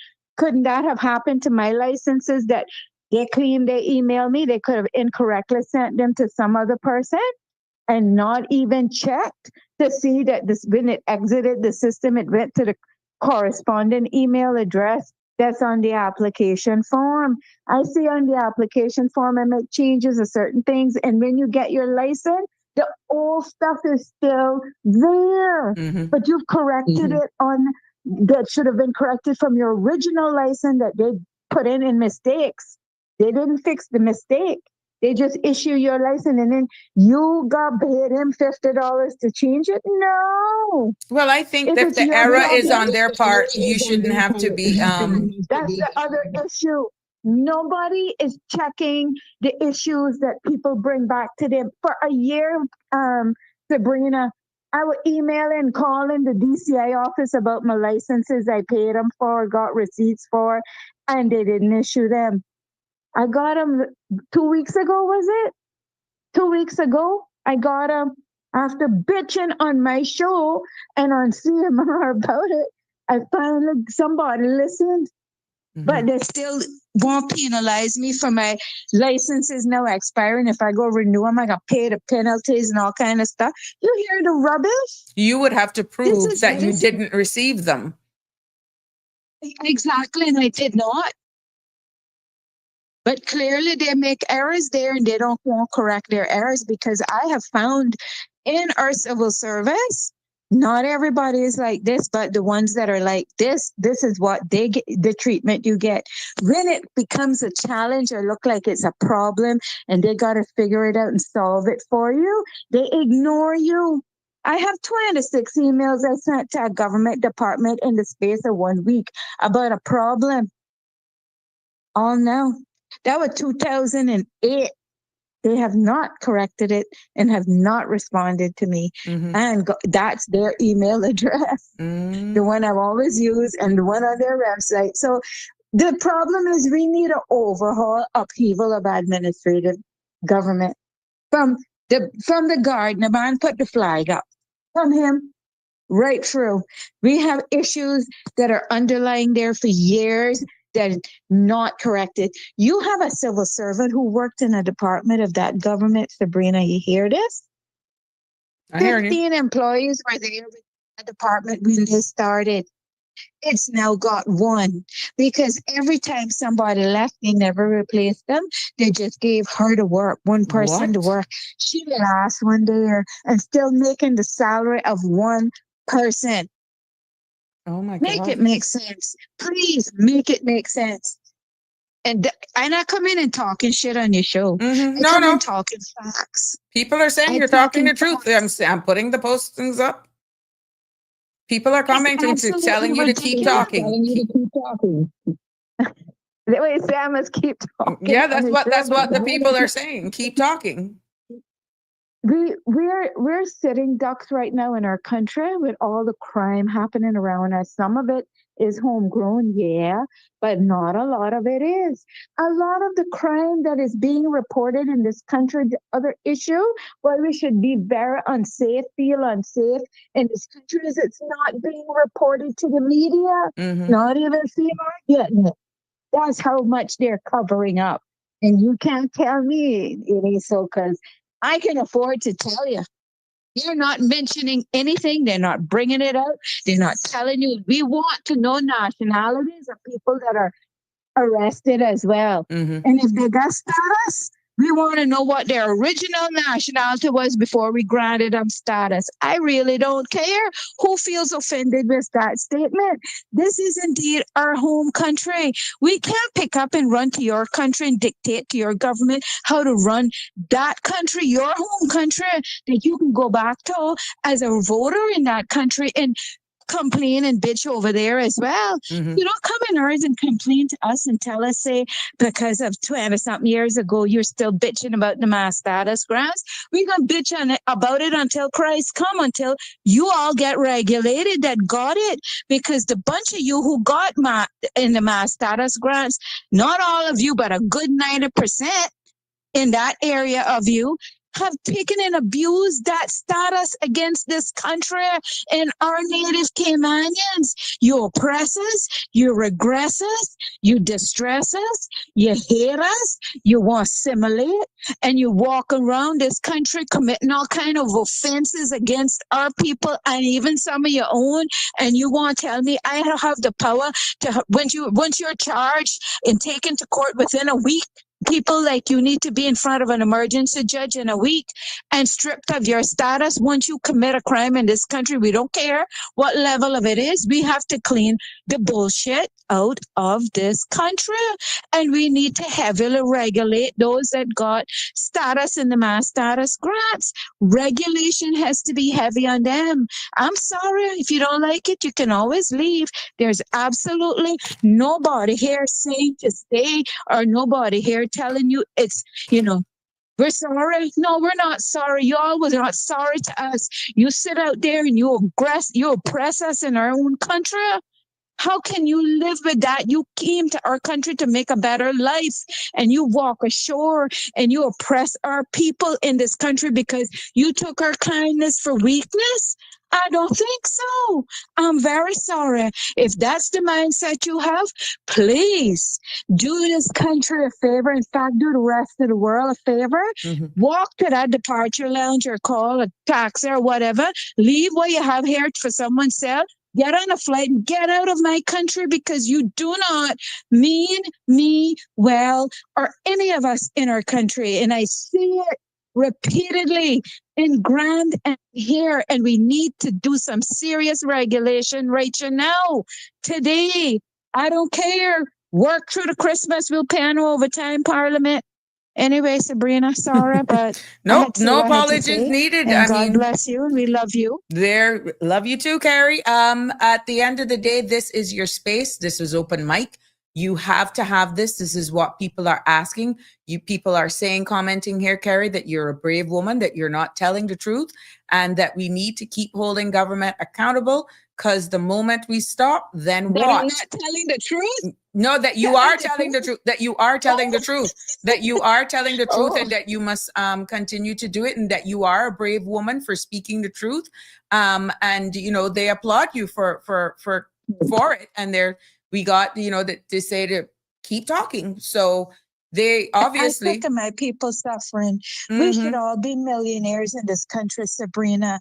We should all be millionaires in this very rich tax avoidance jurisdiction that only benefits a certain sector of this country, and that gonna stop from today. We want that piece of the pie too, and we're gonna come for it. And those in Parliament better sit at the table with us and talk about that pie too, because that gonna get shared up. We're not sitting in our country anymore and allowing a tax avoidance jurisdiction this wealthy to allow people to come in and become wealthier off of our sweat, blood, and tears. And our people must be getting handouts and begging from charities and you name it. Not a ras. It ain't happening no more. Them charities can start closing down because we are all going to become millionaires in our country from this tax avoidance jurisdiction.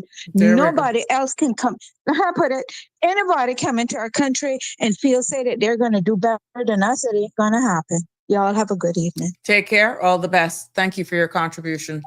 Tartarian had a question here. A good question, Tartarian. Did anyone reject the status? I am thinking, Tartarian, you're talking about the mass grants. Not to the best of my knowledge. No. Why would they, to be honest? That was like a golden ticket, like America's Got Talent golden ticket. I'm going to go back to some comments and read them. Real Michelle says, thank you, Carrie. Hugs. And the Brack, I know where some hide. Damian Henry says accountability and over avoidance. Real Michelle also says there's no reason each Caymanian couldn't have $1 million.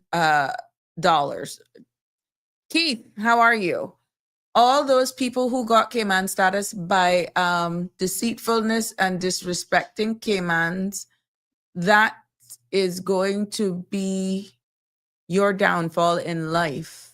At the end of the day, I think the slap in the face and people did not realize what happened. Or how open that was until it spread like wildfire.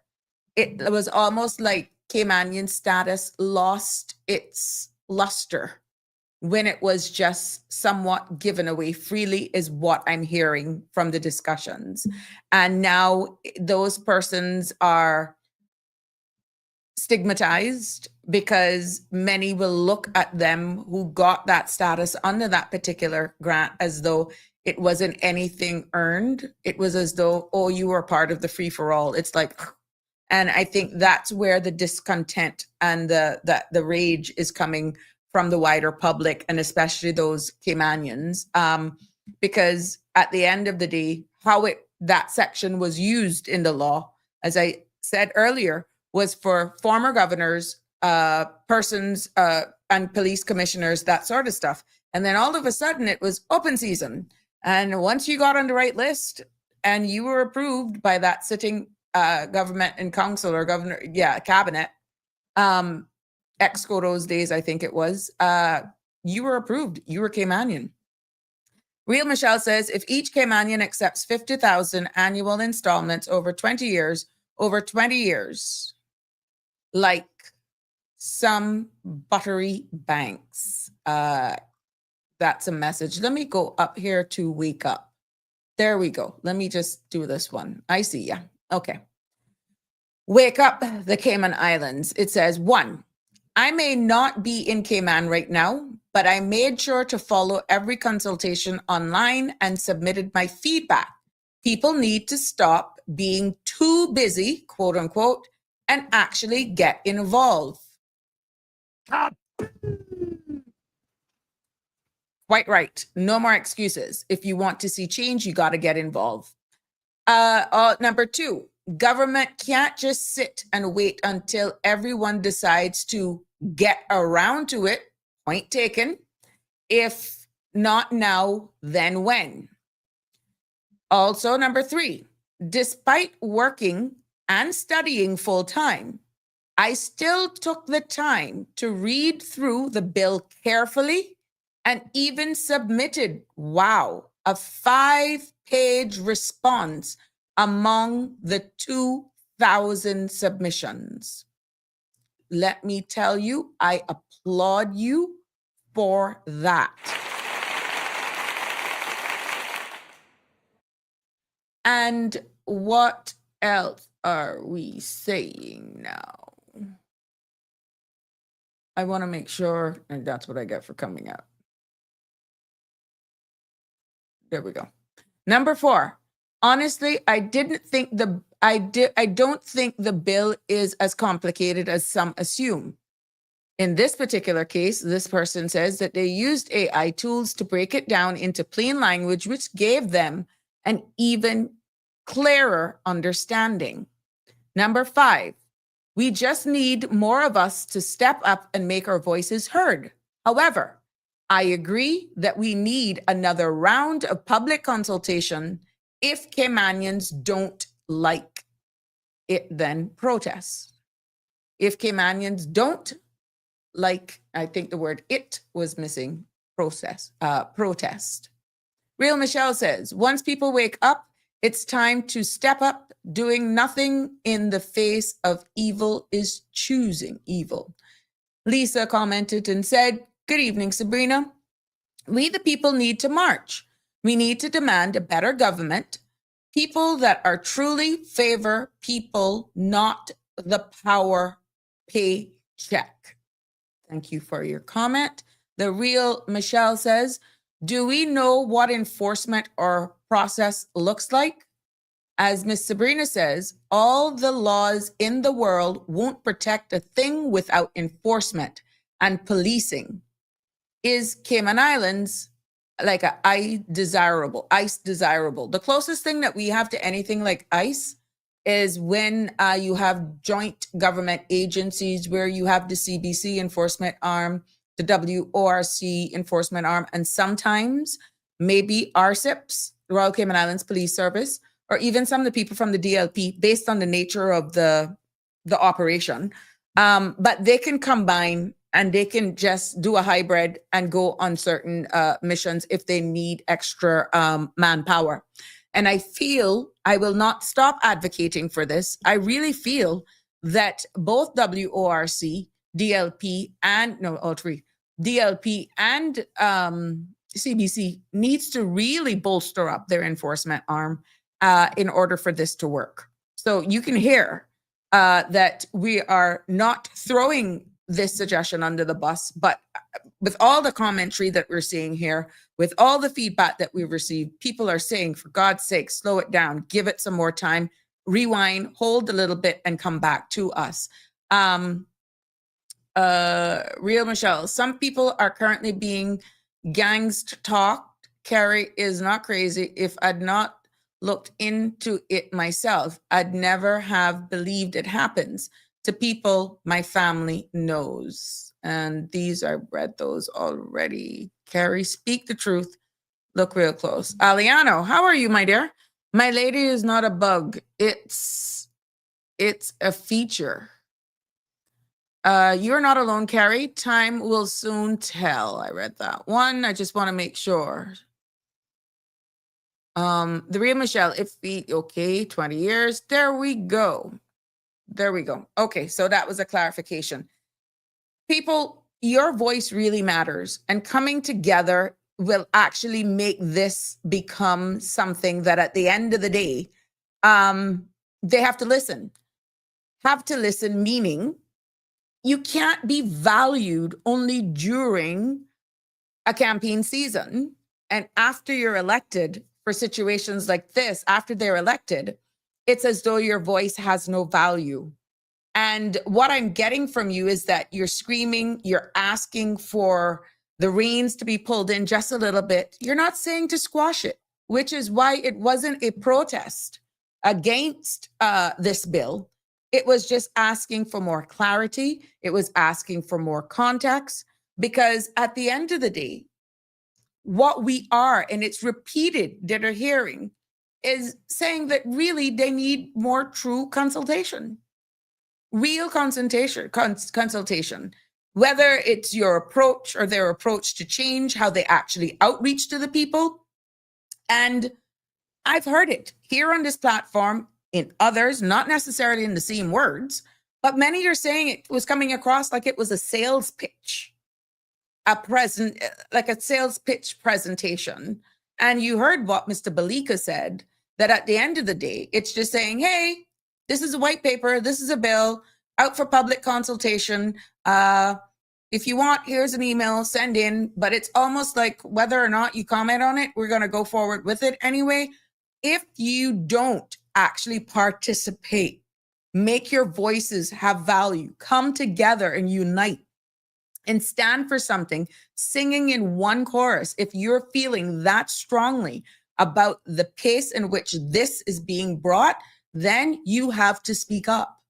You have to make your voices heard. You have to do your written submissions like that individual did. They took the time, they made the time, and I agree with them. At what point do the government say, we can't wait for everyone? You know, at the end of the day, you have to invest time as well. Yeah, you have to invest time. Tartarian, Carrie is right. For a population of only 30,000 grassroots Caymanians, every grassroots Caymanian should own a home outright. What is 30,000 people? Come on, Cayman government. Come on, Cayman government, do better. There we go. There we go. Carrie says, I feel we have a good government with the NCFC. The problem is administrative Cayman Islands government. That is the problem. Denny, how many errors did AI make when analyzing the immigration bill is a question that was being asked to the person who said that they use the AI tool in order to consolidate and give an explanation. Carrie says, I agree. Some more clarity for some. They want the change, just making sure it fits and sits well. I thank you for saying that, Carrie, because I don't want anyone to take this forum and based on all of the discussions that were had, is that we're shooting it down or that we're totally against it. No, that can never be the takeaway from how these discussions and how the presentations have been made. No. If anyone goes away with that message that we're anti this reform, anti anything, you have missed the forest for the trees. People are just saying they're not at all comfortable with how the consultations were had. They're now needing definitely and asking to see what are the regulations before the law, even if it passes, goes into effect, that they want to know. And what are these 15 amendments that you're going to deal with at committee stage? You heard the earlier caller, Mr. Balika, says that that's when really you see errors being made. And if they're what may seem simple to you as on the inside who are about to make the presentation, for the public who is left in the dark, it is not simple, and it could possibly cause you. Let me stop right there. My advice is listen to the people. You listen to your people. And I can say it one more time. They are shouting. Listen to your people. Because for every action, there is a reaction. I can leave it right there. The real Michelle says, salespeople make up governments. They sell themselves first. Carrie, big question. Does that email still get checked or is it monitored? I don't know how they handle the feedback, the anyone who sends in feedback on these consultation. I don't know if they receive an automatic, we've received it, we're considering it. You don't know, you won't know whether or not your feedback or if there were recommendations in your feedback will actually make it, the public will not know what came in unless they hear from the administrative arm, Carrie, as you're alluding to, or the minister himself. And one thing would be good for transparency, because they love using that word, is that it would be good to know, without divulging any of the contributors or the submissions, how much or what specifically was received by public feedback that could have evoked change. It would be good to have those separated. This is what we got through the public consultation, not in a glossy way, but in raw, so that people would really get a full vision and a view of exactly how people were thinking in providing their feedback. And to those persons who took the time out, be it to attend the meetings or in this case, sent an email, it would be good. I don't know. I stand to be corrected. Whether or not there's any communication from the ministry, from the department that is handling all of the feedback, it would be good to let them know that you value their input. I don't know how it works. It would be for that commenter to say what that process was like, whether or not they have received any sort of feedback, whether or not dialogue continued, or anything like that. We wouldn't know whether or not that was the case unless that commenter who took the time out, despite studying and working, and still put in submissions, it would be good to know what that response was like. S. Moodskas, yes, it needs one final round of public consultation. If you feel that's what we need, comment it here. I can assure you they are seeing the comments. They know, which is why it's important for me to make sure that they're listed here and I read them. The real Michelle says, AI told me my own mother was married to Patrick. Who the hell was Patrick? Laugh out loud. Don't trust AI. My mother married 3 times, but never to a Patrick. Beware of AI. Very interesting. Very interesting. Funny. Carrie, and some people will need that. Older persons tell me they want to make sure they cannot change the changes again back against us. Oh, very interesting. Oh, really? You see, those seniors, they wouldn't know how to send in their comments by email and all that sort of stuff, Carrie. So it's, again, what I'm getting, the takeaway here, slow it down, one more round of consultation. Good evening, caller. You're live on Sabrina Speaks. Good evening. How are you? Fair to fine. Can't wait to embark on the weekend.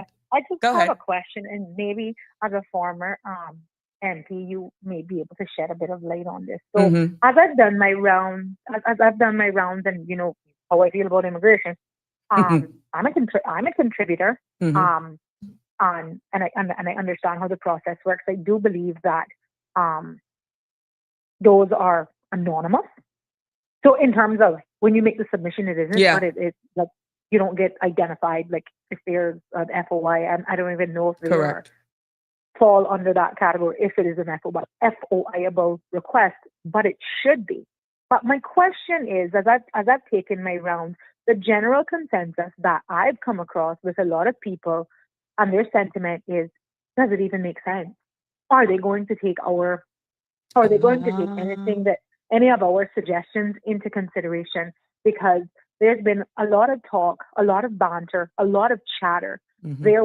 I can't think of one MP during the campaign season that did not campaign on immigration reform. We heard changes to the work permit. We heard changes to the Cayman status. We heard changes about child marriages.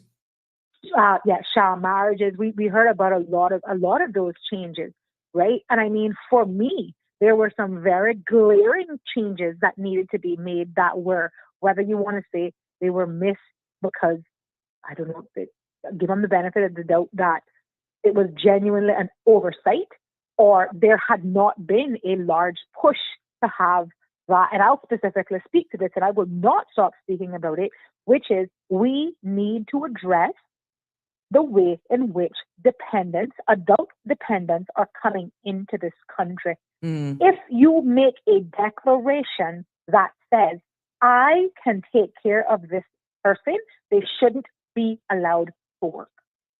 So that could be an adult spouse? Correct. Your adult, your husband, your wife, your civil partner, whatever the case is. Because to me, that is an outright lie. You have said, because it's easier to bypass the immigration process in that way, you have made a declaration and you've said, I earn enough money to take care of my husband, my wife, my civil husband. I don't even know what civil partnership. So forgive me, my civil partner, right? I earn enough to take care of that based on what the immigration standards are or the requirements are for that salary requirement, right? And by the time they touch down, they in a recruitment agency. That was not in the bill. There was no changes or amendments to that portion of it.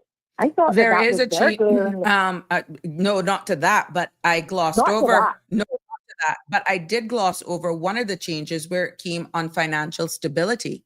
that is actually going to look. It only increased it. It only increased the amount that you needed to pay. But that doesn't curb the problem where we're having an issue with employment in this country. No, I agree. But they've gone a little bit further. That's an additional thing that they need to look at. But they didn't cover that. To me, was very obvious. But what I'm saying is we got a bigger problem in our hands, because it's gone down to, what if the dependent is terminally ill?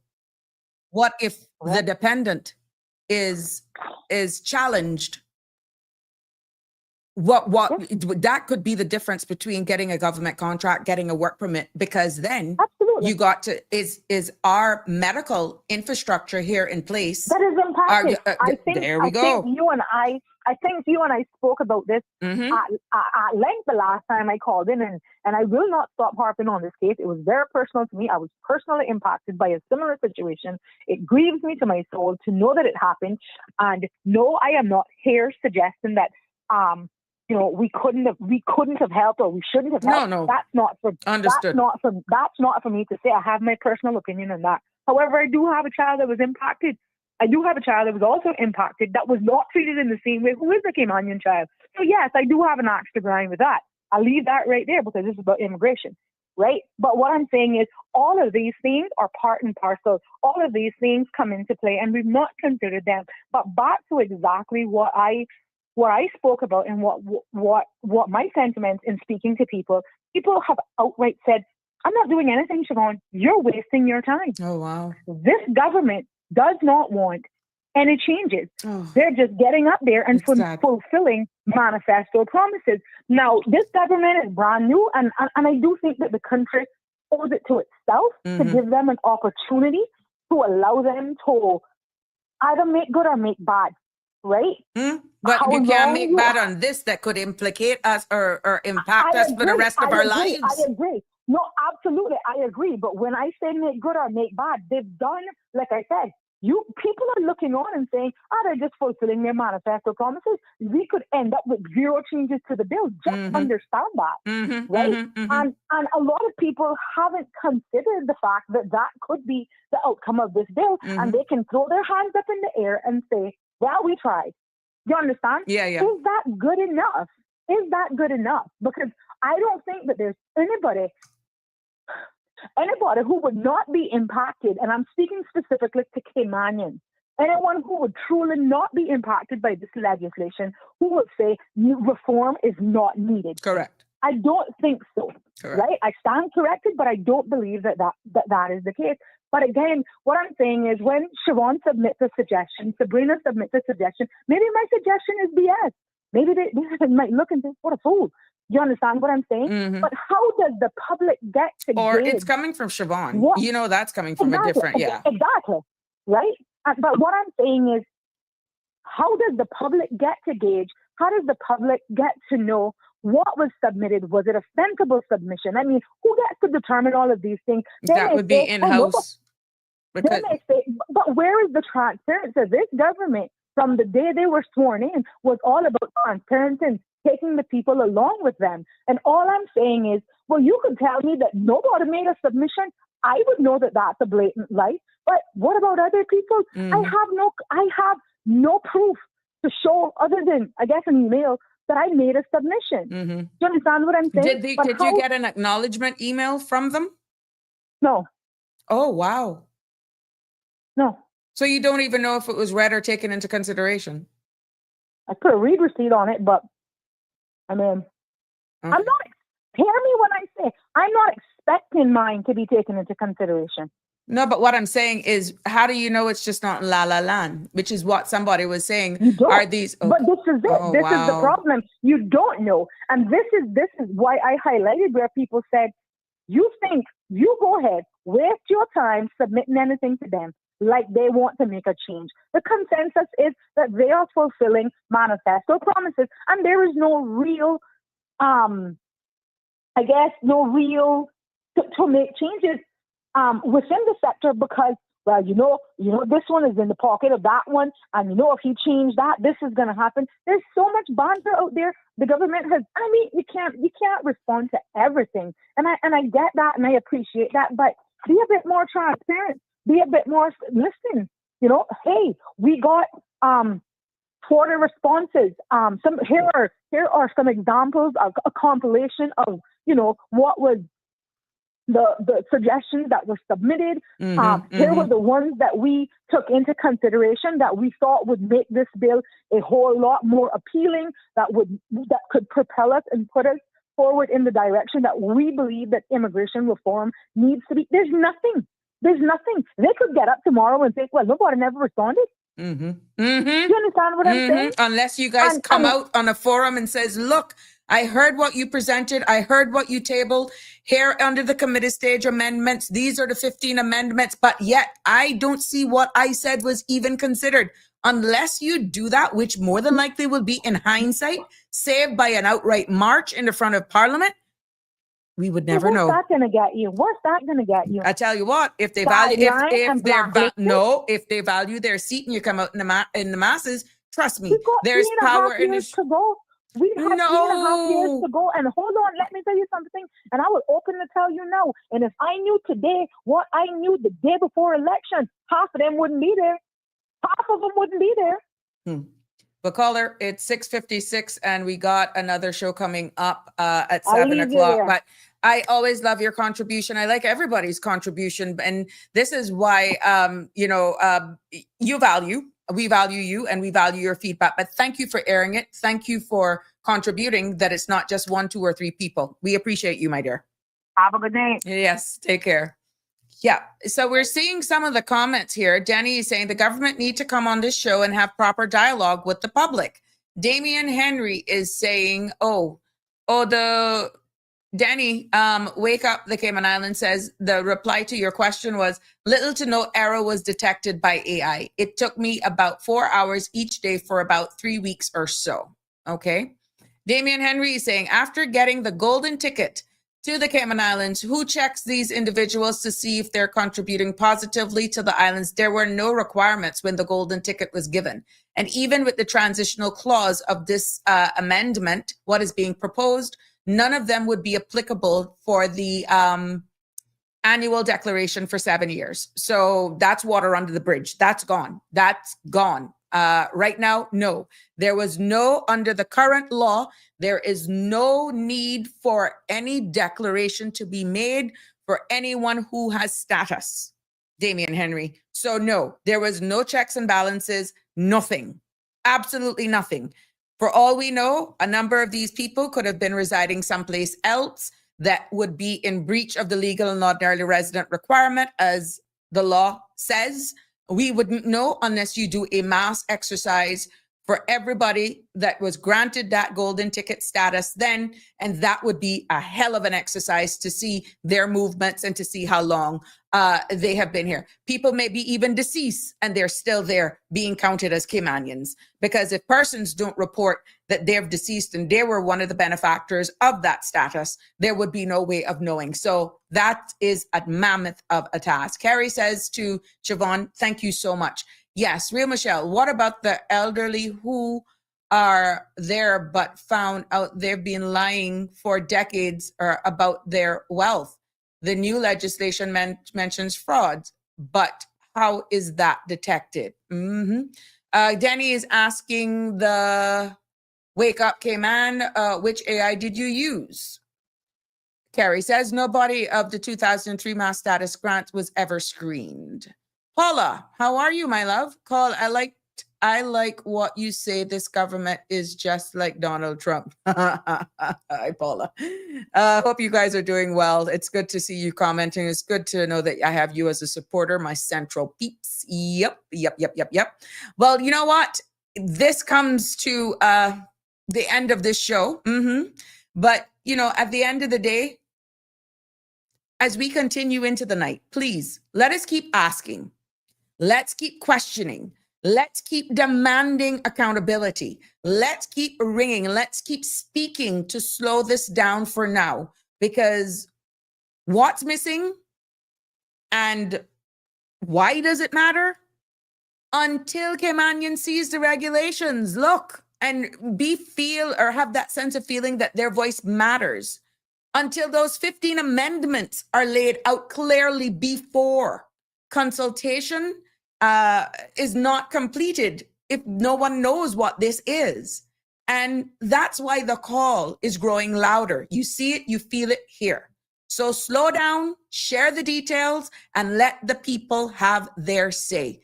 Thank you very much for your contribution. It has always been a pleasure. Until Monday, please be safe on our roads. God bless. Mwah. Love you lots. Have a fantastic weekend, guys. Take care. That's a wrap for today's edition of Sabrina Speaks. Thank you for tuning in and for being part of the conversation. Remember, the dialogue doesn't stop here. Stay engaged, stay informed, and most importantly, stay empowered. We'll be back tomorrow at 5 p.m., same time, same place, right here on CMR TV and radio, where your voice matters and your truth is heard. Until then, Cayman, take care of yourself and each other. That's it for today's edition of Sabrina Speaks, where your voice matters, your story counts, and your truth is always welcome. Join us weekdays from 5 until 6:30 p.m. right here on CMR TV as we dive into the topics that matter most to you. Catch the show live or on demand at cmrtv.com. And don't forget to follow us on Facebook, YouTube, and Instagram so you never miss a moment. Until next time, stay informed, stay engaged, and always speak your truth.